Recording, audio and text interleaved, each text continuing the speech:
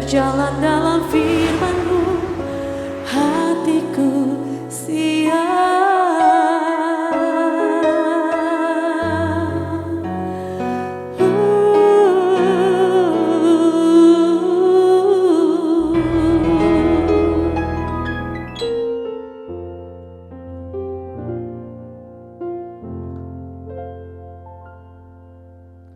Salam, God Lover yang dikasihi oleh Tuhan Yesus. Senang boleh kembali bersama saudara semua dalam program Raise and God malam hari ini.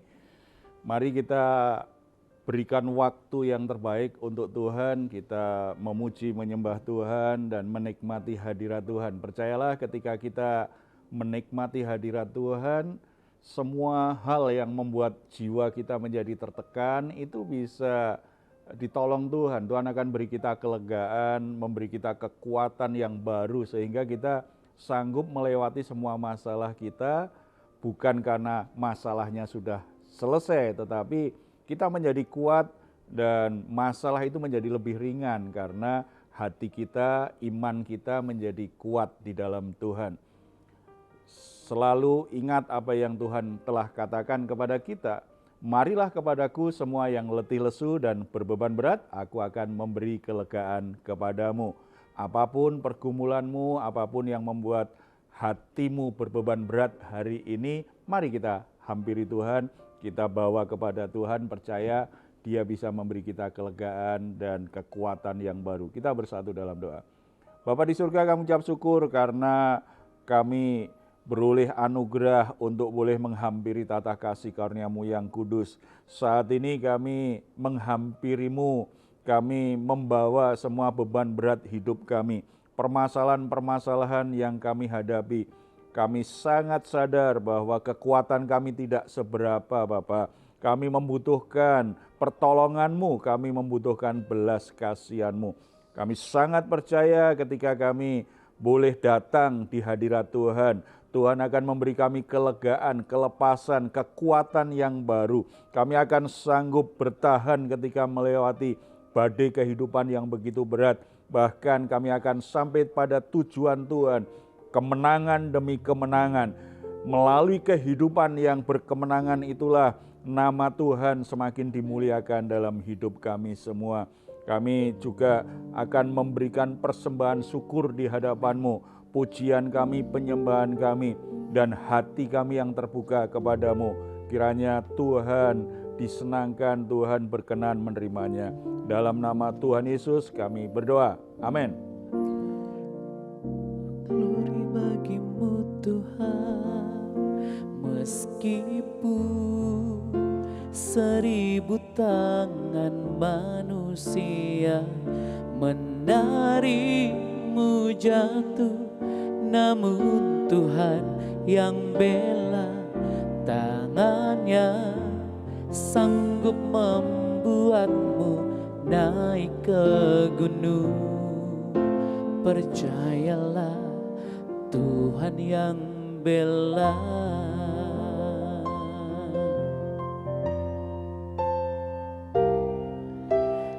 Di dalam segala janjinya tak berubah. Apa yang sudah difirmankan terjadi saat kita percaya. Meskipun 1000 tangan manusia menarikmu jatuh, namun Tuhan yang bela, tangannya sanggup membuatmu naik ke gunung. Percayalah Tuhan yang bela. Meskipun 1000 tangan manusia menarikmu jatuh, namun Tuhan yang bela, tangannya sanggup membuatmu naik ke gunung. percayalah Tuhan yang bela.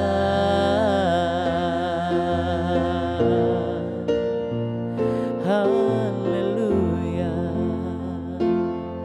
kami percaya Tuhan, Kau pembela dalam hidup kami.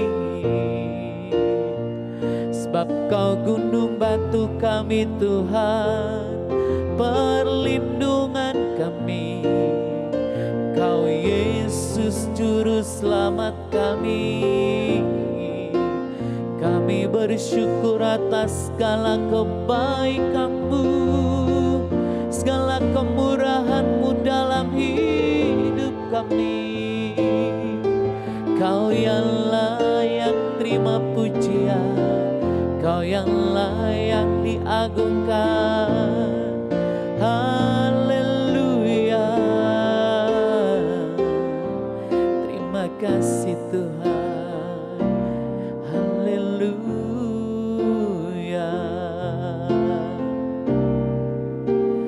ku nyanyi haleluya,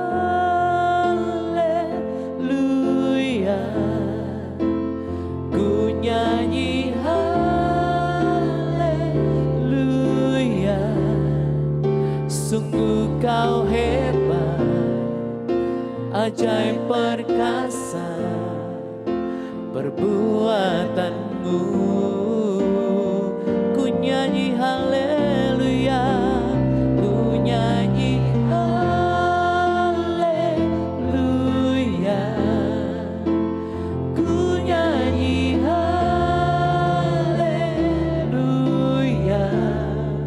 Sungguh Kau hebat, ajaib perkasa perbuatan-Mu di hidupku.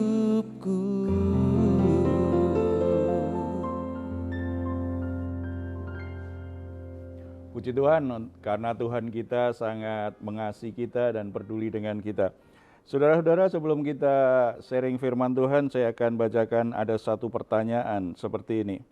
Pemimpin saya berusaha menyingkirkan saya karena saya dianggap ancaman bagi posisinya. Bagaimana saya harus menyikapinya?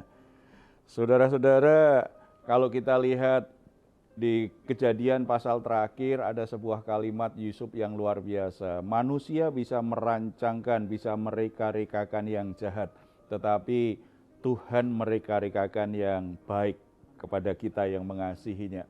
Jadi mungkin ini bisa terjadi di pekerjaan, bahkan di lingkungan RT RW saja juga bisa terjadi, di pelayanan di gereja juga bisa terjadi. Bagaimana seorang pemimpin itu ternyata justru menjadi penghalang bagi seseorang untuk maju. Itu bisa terjadi di mana saja. Menyikapinya dengan cara yang benar itu lebih penting. Karena kemungkinan-kemungkinan itu bisa saja terjadi. Kita akan ketemu orang-orang yang punya posisi kepemimpinan tetapi sebenarnya rasa amannya rendah. Orang-orang yang punya rasa aman rendah bisa disebabkan banyak hal.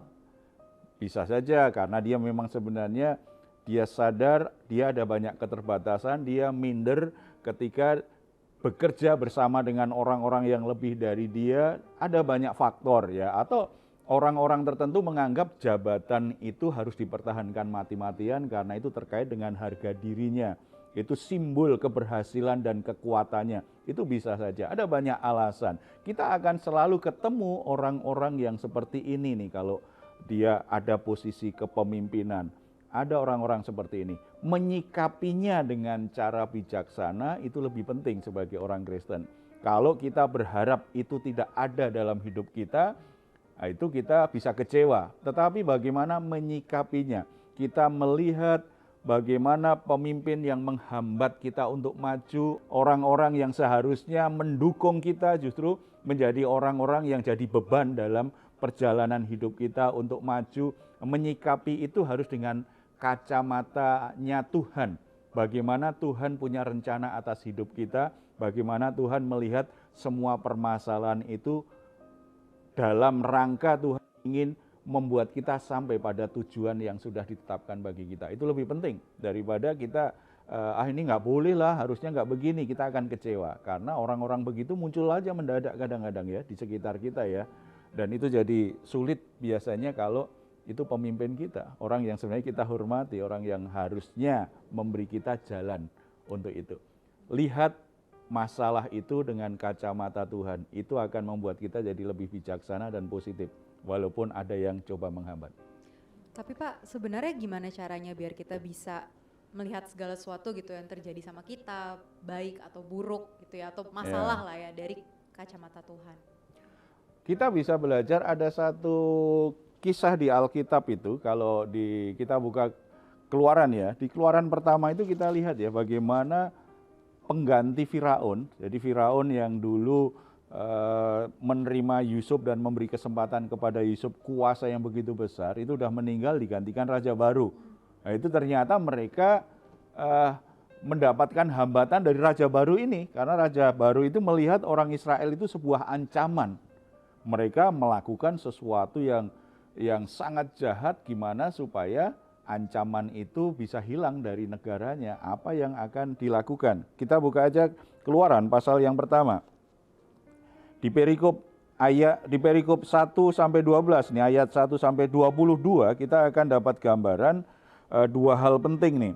Yang pertama, Allah itu punya kedaulatan terhadap manusia, terutama umatnya, apapun kondisi dan situasi yang sedang terjadi. Kita baca ayat yang ke-9 dan 10. Mulai 8 aja. Kemudian bangkitlah seorang raja baru memerintah tanah Mesir yang tidak mengenal Yusuf. Berkatalah raja itu kepada rakyatnya, bangsa Israel itu sangat banyak dan lebih besar jumlahnya daripada kita. Marilah kita bertindak dengan bijaksana terhadap mereka, supaya mereka jangan bertambah banyak lagi. Dan jika terjadi peperangan, jangan bersekutu nanti dengan musuh kita dan memerangi kita, lalu pergi dari negeri ini. Akhirnya mereka membuat rekayasa, kalau begitu kita paksa saja mereka bekerja rodi, kerja paksa saja supaya jumlah mereka makin lama makin berkurang. Sebab kalau mereka harus kerja paksa, mereka kelelahan semua, mereka akhirnya menjadi lemah, mereka makin berkurang, banyak yang sakit, banyak yang akhirnya tidak bisa bekerja, makin lama kan menjadi lemah. Karena kekuatan Israel tambah banyak, raja baru itu begitu ketakutan, merancang sebuah rencana supaya terhambat ini perkembangan orang Israel. Tetapi apa yang terjadi? Kita baca ayat 12. Tetapi makin ditindas, makin bertambah banyak dan berkembang mereka, sehingga orang merasa takut kepada orang Israel itu. Nah, ini kan menunjukkan kedaulatan Tuhan yang luar biasa. Tuhan sudah berkata kepada Abraham, keturunanmu akan menjadi bangsa yang besar.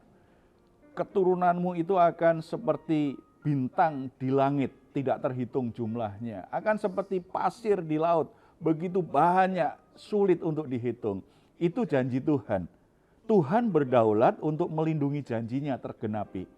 Walaupun situasi apapun terjadi, Tuhan tetap punya kedaulatan atas umatnya. Tidak ada yang bisa menghalangi kedaulatan Tuhan untuk mewujudkan rancangannya, mewujudkan janjinya kepada umatnya. Makanya semakin ditindas umat Israel bukannya semakin habis tuh. Semakin bertambah banyak, semakin diberi pekerjaan yang lebih berat, ternyata mereka tambah sehat. Mereka tambah banyak, bukan tambah sedikit. Berarti kan rancangan jahat dari raja baru ini gagal. Karena berhadapan dengan kedaulatan Tuhan. Yang dilawan berarti Tuhan. Tuhan ingin menghabisi mereka. Tuhan melindungi umatnya dengan cara-cara yang ajaib. Jadi kita sebenarnya mungkin kita jadi sedih kalau pemimpin kita menghalangi kita untuk maju. Kita bisa kecewa, itu manusiawi sekali. Tetapi lihat dari kacamata Tuhan. Jangan-jangan ini sebuah proses yang baik untuk saya. Karena Tuhan akan memberikan kesempatan besar kepada saya di depan, tetapi mungkin Tuhan lihat saya nggak siap. Saya butuh pemimpin yang keras.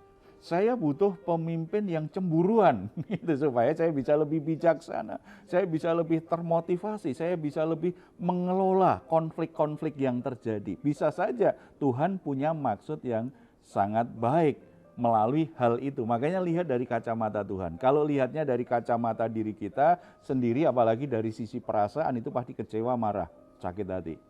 Karena yang melakukan pemimpinnya kan, itu pasti terjadi. Tetapi kalau lihat dari kacamata Tuhan, Tuhan tetap berdaulat.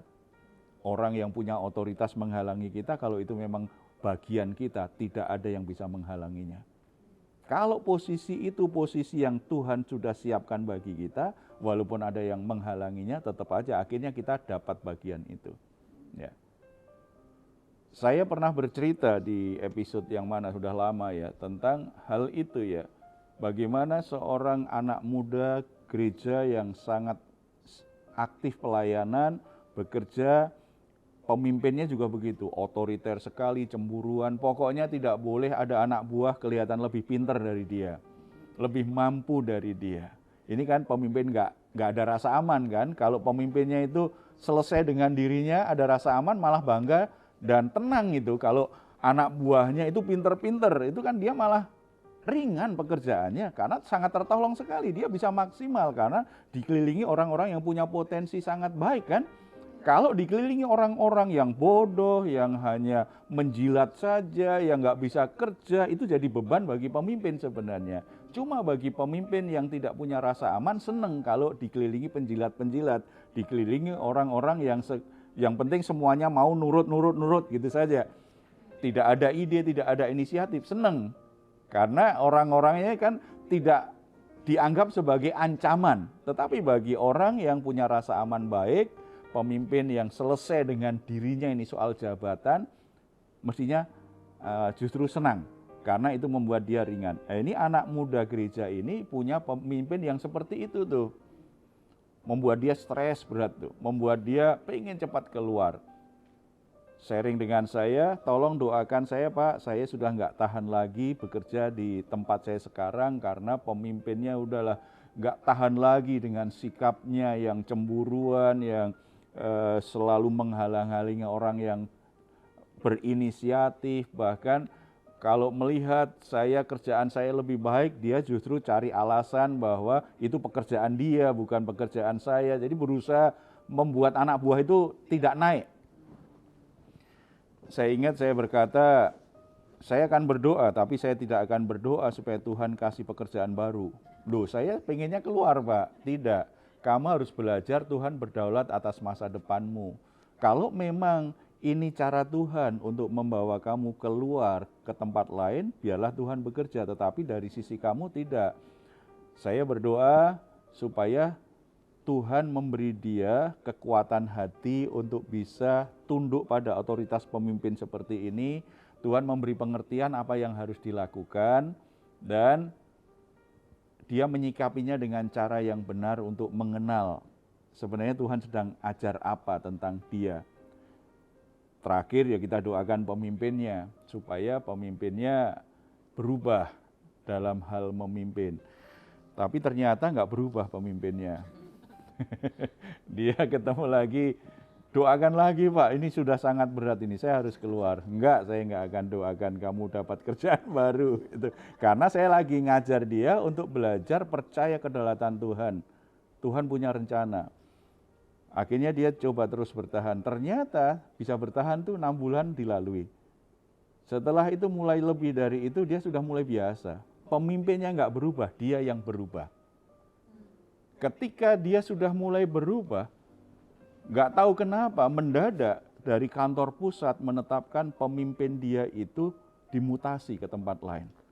Dan tempat itu menjadi tempat dia. Nah, karena Tuhan berdaulat, memang itu tempatnya. Coba kalau dia gara-gara nggak tahan, dia pindah pekerjaan, Tuhan sudah kasih posisi yang sangat bagus, akhirnya dia nggak dapat karena dia nggak tahan. Jadi lihat dari kacamata Tuhan, bukan dari sisi pikiran dan perasaan kita. Kita akan banyak buat kesalahan dan keputusan yang kadang-kadang justru membuat kita menjauh dari rencana Tuhan. Harus muter jauh baru nyampe situ. Tetapi lewat itu ya mungkin prosesnya berdarah-darah ya, karena sakit hati, kecewa, malu gitu ya. Tetapi terus itu ya, Tuhan pasti punya cara ya. Tidak selalu begitu sih ujungnya, tetapi yang saya percaya pasti kalau karena Tuhan berdaulat, tetap aja akhirnya sesuatu yang baik Tuhan akan kerjakan. Ada juga saya ketemu kasus yang sama, orangnya ternyata setelah itu memang pindah. Gitu. Jadi dengan berbagai macam cara dia coba bertahan, bertahan kan sesuai yang nasihat saya berikan, dia coba bertahan, dia mendoakan pemimpinnya, dia coba menyikapi dengan sangat positif. Nggak bisa bertahan karena apa? Konflik besar dengan pemimpinnya dan pemimpinnya akhirnya pecat dia. Nah itu kalau dipecat begitu dia kan nggak mungkin tetap bekerja di situ kalau udah dipecat. Nah itu berarti memang Tuhan arahkan ke tempat yang lain. Latihannya di kantor itu sudah selesai gitu ya. Jadi Tuhan promosikan di tempat lain dengan orang yang kualitasnya lebih baik dan dia sendiri kinerjanya dan etos kerjanya lebih bagus karena menghadapi pemimpin yang seperti itu kan sulit untuk bertahan. Tetapi karena dia lewatin prosesnya, dia menjadi pekerja yang punya kualitas lebih baik. Di tempat di mana pemimpinnya baik, dia sangat produktif sekali, kinerjanya sangat bagus. Ini yang pertama ya, percaya kedaulatan Tuhan. Ketika alami situasi sulit, Tuhan sudah buktikan umat Israel tuh, semakin ditindas jumlahnya nggak berkurang, tambah banyak. Artinya kalau orang hidup dalam kedaulatan Tuhan, Tuhan yang berperkara. Tuhan bisa bekerja dengan cara yang melampaui usaha kita untuk mempertahankan hidup kita sendiri. Ya. Dan yang kedua, Tuhan itu ternyata punya cara yang tidak terduga, punya cara yang luar biasa untuk tetap bisa menolong. Ketika raja itu melihat bahwa umat Israel itu tidak semakin habis, tapi justru semakin banyak, itu semakin ditindas, jumlahnya semakin banyak.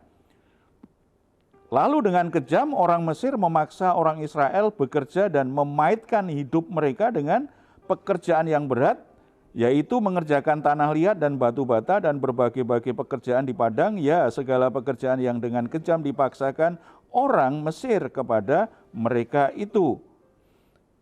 Raja Mesir juga memerintahkan kepada bidan-bidan yang menolong perempuan Ibrani, seorang bernama Sifra dan yang lain bernama Pua katanya.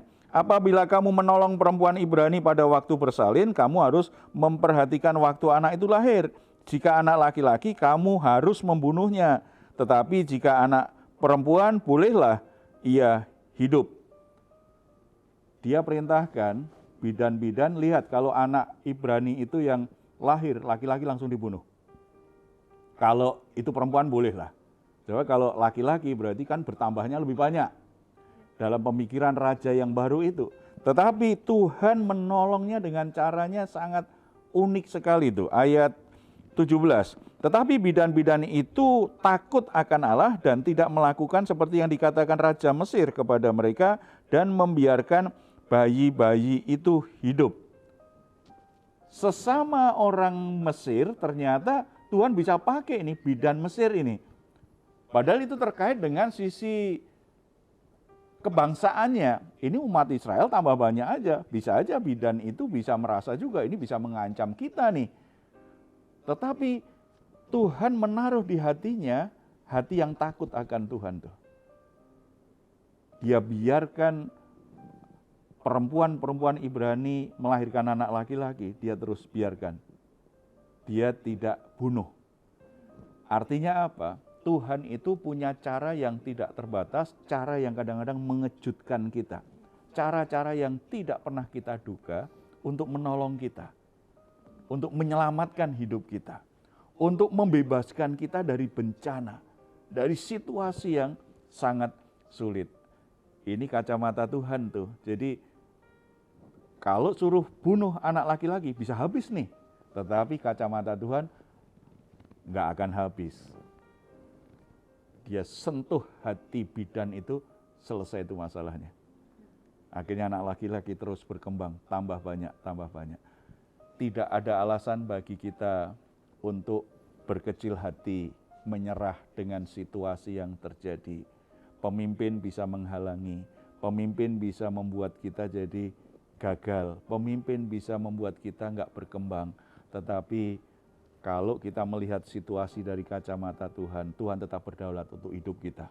Tuhan berdaulat untuk masa depan terbaik kita.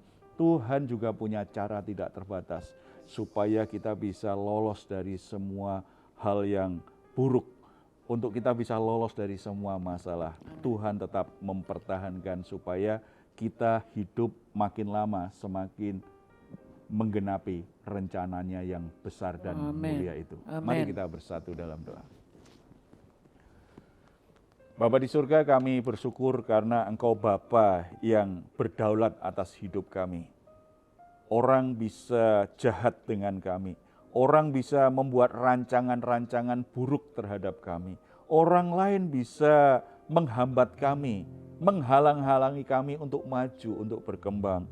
Termasuk pemimpin bisa menghalangi kami untuk bisa mengalami berbagai permasalahan sehingga kami tidak mendapatkan bagian yang seharusnya, posisi yang seharusnya. Sesuai kebenaran firman-Mu Tuhan, kami percaya bahwa kedaulatan-Mu akan menjadikan kami tetap pada jalur Tuhan untuk menggenapi rencana Tuhan yang besar. Kami berdoa untuk saudara-saudara yang sedang bergumul dengan kasus-kasus seperti ini, masalah seperti ini. Tuhan kuatkan hatinya. Tuhan pertajam rohnya untuk bisa mengerti bagaimana Tuhan memimpin mereka. Bagaimana Tuhan itu menyertai mereka. Mereka tetap percaya kedaulatan-Mu atas hidup mereka. Supaya mereka tidak menjadi kecewa terus-menerus. Mereka menjadi sakit hati dengan orang-orang yang punya otoritas atas hidup mereka. Kepada pemimpin-pemimpin mereka. Tetapi karena mereka percaya kedaulatan Tuhan, mereka melihatnya dari kacamata Tuhan. Mereka percaya kalau toh itu harus dijalani, itu adalah bagian dari proses yang Tuhan izinkan terjadi. Ada sesuatu yang baik, ada sesuatu yang Tuhan sedang siapkan dalam hidup kami. Ada sesuatu yang Tuhan sedang latihkan dalam hidup kami. Supaya kami siap untuk dipercaya Tuhan. Posisi-posisi yang lebih tinggi, pekerjaan-pekerjaan yang lebih besar, berkat-berkat yang lebih besar ke depan Tuhan. Jangan biarkan anak-anak-Mu menyerah. Jangan biarkan anak-anak-Mu menjadi tawar hati. Jangan biarkan anak-anak-Mu hanya berkeluh kesah, bahkan akhirnya cari jalan pintas. Tetapi biarlah kami semua yang sedang mengalami situasi sulit seperti ini, kami tetap percaya Tuhan bisa menolong, Tuhan mau menolong dengan cara-cara yang tidak pernah kami pahami, dengan cara-cara yang tidak kami duga. Yang pasti Tuhan pasti menolong kami. Amen. Tuhan pasti bisa mengubah situasinya. Amen. Sehingga orang boleh menghambat kami, tetapi kami tetap mengalami kemajuan. Amen. Orang boleh berusaha menggagalkan hidup kami, tetapi Tuhan tidak pernah gagal membuat kami mencapai bagian yang seharusnya sebagaimana Tuhan rencanakan. Kuatkan hati anak-anak-Mu, kuatkan pengharapannya Bapa, dan teguhkan imannya. Sehingga semua terus berlanjut melewati proses Tuhan, melewati proses pembelajaran yang sulit, melewati latihan-latihan hidup yang sulit, semuanya terus bertahan. Keyakinan kami satu, ketika waktunya tiba, maka Tuhan bertindak dengan cara-Mu yang ajaib. Bagian yang seharusnya Tuhan sudah siapkan bagi anak-anak-Mu, itu akan dimilikinya. Bagian yang Tuhan sudah berikan kepada anak-anak-Mu tidak akan pernah hilang. Tuhan akan berikan kepadanya. Terima kasih Bapa.